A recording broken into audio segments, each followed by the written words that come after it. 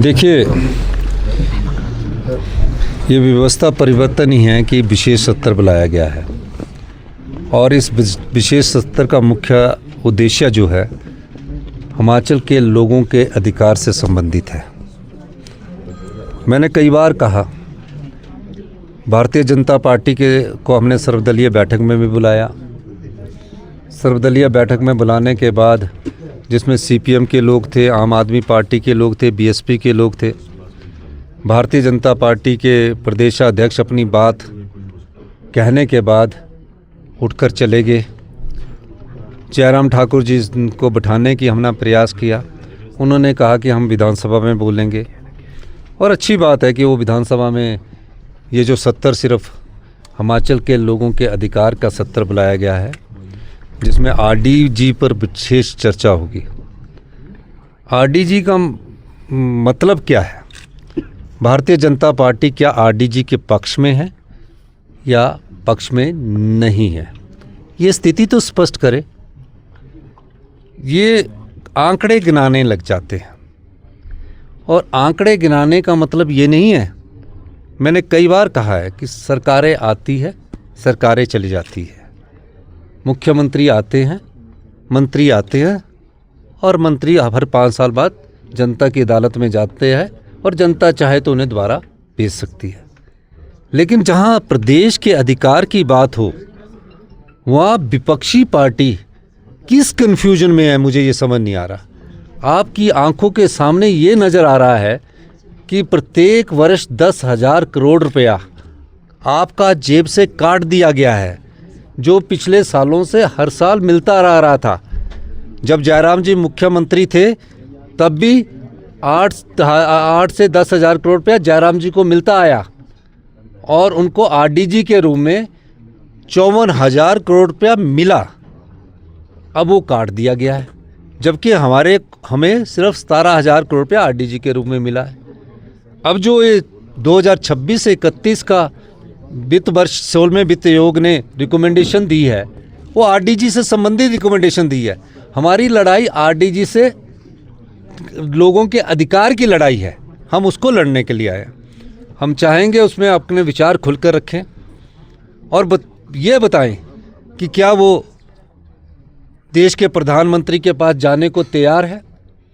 अगर वो जाने को तैयार है, हम उनके नेतृत्व में जाने को तैयार है। मैंने कई बार बोला कि मैं मुख्यमंत्री के तौर पर नहीं, हिमाचल के एक आम नागरिक के जनता के तौर पर उनके साथ जाने को तैयार है।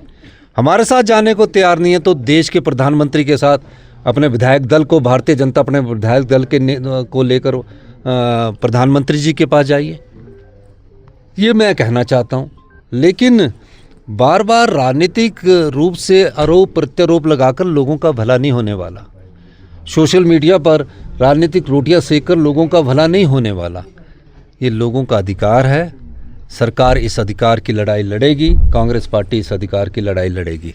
दूसरा, मैं एक और बात कहना चाहता हूँ। अनुराग ठाकुर केंद्रीय वित्त मंत्री रहे हैं।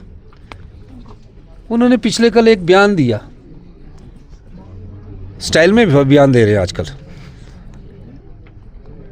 जब वो मंत्री भी रहे तो उन्हें इनसे पूछना चाहिए कि कब आरडीजी को बंद करने के बारे में बोला गया। मैं 4 बार वित्त मंत्री जी से मिला हूं, उनमें 4 बार भी मैंने उनसे कहा कि ये टेपरिंग नहीं होनी चाहिए। उन्होंने भी हमें कोई सिग्नल नहीं दिया और कहा कि 20 साल पहले बोल दिया। आरडीजी बंद ही नहीं कर सकते क्योंकि वो आर्टिकल 275/1 के तहत अधिकार दिया गया है। और अभी जो 16वें वित्त आयोग ने रिकमेंडेशन ले की है पार्लियामेंट में, जो पैरामीटर्स 16वें वित्त आयोग और 15वें वित्त आयोग रखते हैं, उसमें लिखा जाता है एक्सेप्टेड, रिजेक्टेड। आरडीजी के मामले में लिखा नोटेड। तो 16वें वित्त आयोग का किताब ही पढ़ लेते वित्त मंत्री जी, पूर्व वित्त मंत्री जी। और ये कहना कि आप हमारे साथ चलिए वित्त मंत्रालय में टैक्सेस का हम रिस्ट्रक्चरिंग करेंगे, वो तो सरकार पहले ही कर रही है। जिनको 17,000 करोड़ रुपया आरडीजी मिली, हमने योजनाएं कल्याणकारी लाए, विधवाओं के बच्चों की पढ़ाई की शिक्षा का खर्चा उठाने के लिए हम योजना लाए, अनाथ बच्चों के लिए योजना लाए, दिव्यांगों के लिए योजना लाए, कम आरडीजी के बाद भी। और जो रिस्ट्रक्चरिंग की बात अनुराग ठाकुर जी कह रहे हैं वो हमारी सरकार कर रही है, उसमें नहीं है हमारे को आपकी ज़रूरत। तो आप अपने आप भी जाकर प्रदेश के हित में बात कर सकते हैं, आप अपने आप भी जा सकते हैं, उसमें कोई किसी की डेपुटेशन की जरूरत नहीं हो, तो ऑलरेडी रिस्ट्रक्चरिंग कर रहे हैं। आप ही मुझे ये बताइए, आप 4 सांसद चुनकर गए हैं, आप 4 सांसद ये बताइए कि आप आरडीजी के मामले में प्रधानमंत्री से कब मिलेंगे? अधिकार की लड़ाई लड़िए आप अधिकार की लड़ाई लड़ेंगे, मैं आपको हम सब लोग आपका धन्यवाद करेंगे। 3 राज्यसभा और 3 राज्यसभा है, आके यहाँ बयान देना अधिकार लड़ाई लड़ना नहीं है, वो हमारी सरकार का विरोध करना वो करते रहिए, मुझे स्वीकार है वो विरोध, मेरे खिलाफ जो करना करते रहिए।